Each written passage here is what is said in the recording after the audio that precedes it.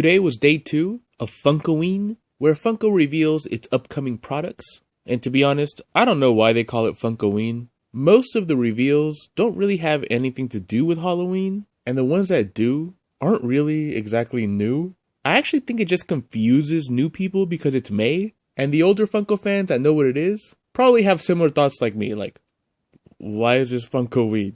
Maybe I'm confusing it with another event, but Funkoween used to be when Funko would release 4 or 5 pops in October that were actually Halloween themed in some way. And I wish they would still do that, but I guess Funkoween now is when they reveal a bunch of stuff in May. But anyway, first thing up is the Nightmare Before Christmas stuff. And it's blacklight everything. But I'll start at the top left here, and it is a new Loungefly backpack, and it does look very good. Awesome quality from Loungefly.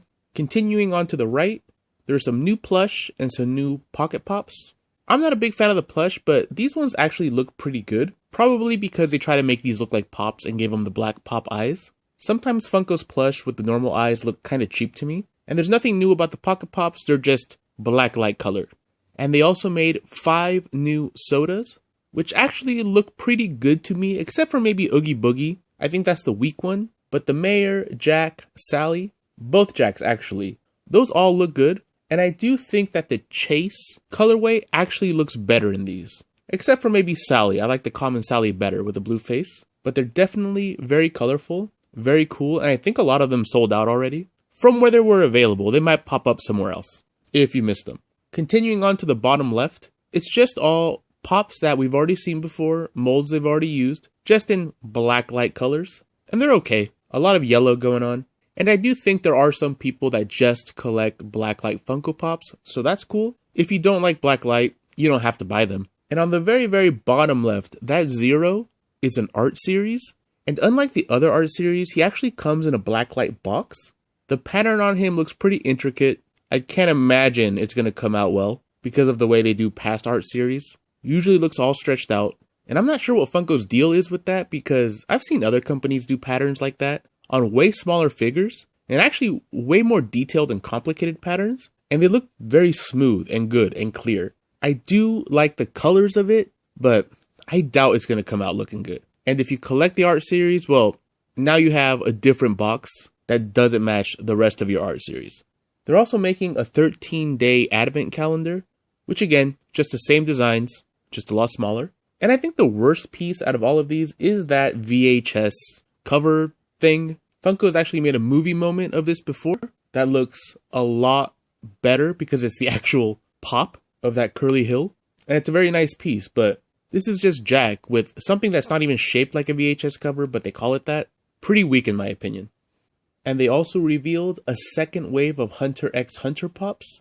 And I think this is what most people are going to be excited about from this day. But again, what does Hunter x Hunter have to do with Halloween? Nothing. But these came out really good.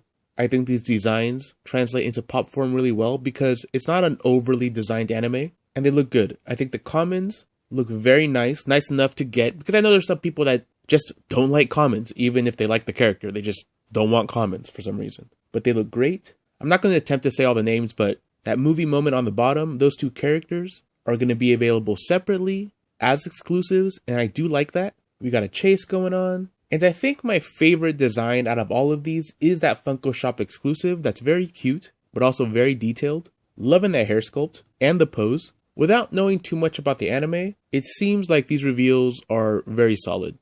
There's going to be a Frankenstein with a black light paint job on it. It's the same one they did before, same mold, and it looks pretty cool. Unfortunately, it's Walgreens, so I'm not even going to try to get it. Just too much hassle with them. Will most likely be damaged in the mail. But I do like the look of it. 5 more sodas, and I gotta say they're pretty solid. Got Dustin from Stranger Things the new season, and I imagine they're gonna do the rest of the kids eventually.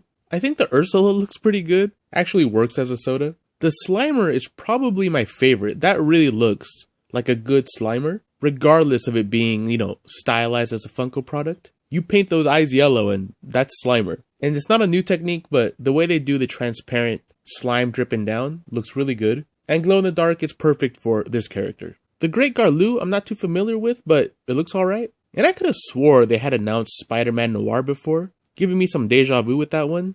And the piece count is low on this one, 9,000. Same with Garloo and Slimer, they didn't make a ton. They also revealed a lot of Disney, what seems like a lot of Disney, but not really. Because all of these here, I swear I've seen these before. I think they were revealed last Funkoween a year ago. And they're cool designs, especially that Ursula. I think that Ursula is great. Not a big fan of that style of mystery mini. They look very cheap to me. But the rest of the stuff is cool, it's just that this isn't new. And these ones here are all molds that we've seen before, except for Hades. I think it is new that he's holding the chess set, but the rest of it looks very similar to what they've done before. The blacklight ones, they're nice and colorful, they look cool, but it is just the same molds. And you got the same mold of Maleficent yet again, just in diamond, and bundled with a shirt. And I like the look of the shirt. It would just be better without it saying Maleficent on it. Not sure if that's a contractual agreement, that Funko needs to put the name of whatever's on the shirt. I just feel it would look better with just the character. And some plush. Not a fan of this style of plush. They look very cheap to me, like something you'd find in a claw machine. Alright, and finally some actual new Disney. And that is a Pop Deluxe of Hades with Pain and Panic. And I really like the look of this one. Pain and Panic look really cool. And even the base is decent. And this is meant to connect with 5 other figures. But this looks nice enough on its own that you can't tell it's supposed to connect with other figures right away. So if you just want this one, it doesn't look weird by itself, like some of the others do, that are supposed to connect together. And by far, my personal favorite Disney villain reveal was the train. And they are sold separately, and I think they do have the price of like the deluxe pops. So if you want all of them, it is going to be a little expensive, but they do look good, especially that Maleficent locomotive. And I also really like the Evil Queen in the Poison Apple.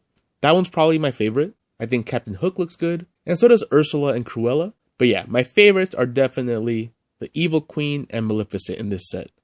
And DC is getting some new molds in the form of the Gotham Knights. Unfortunately, it's no new characters they haven't done before, but these aren't repaints. I think my favorite looking one of the bunch is Batgirl, but they all look pretty decent. And I do like that they're not in those generic DC Heroes boxes. The boxes will be branded with Gotham Knights. Not sure why they picked Red Hood to be the blacklight one. They're probably testing the waters to see how well that sells before making blacklight variants for the rest. And another thing to note, on the actual exclusive glow-in-the-dark Batgirl, her color scheme seems a little different with that magenta on the pants there. Usually the glow-in-the-dark pops look exactly the same, except for the parts that glow sometimes look a little cloudy.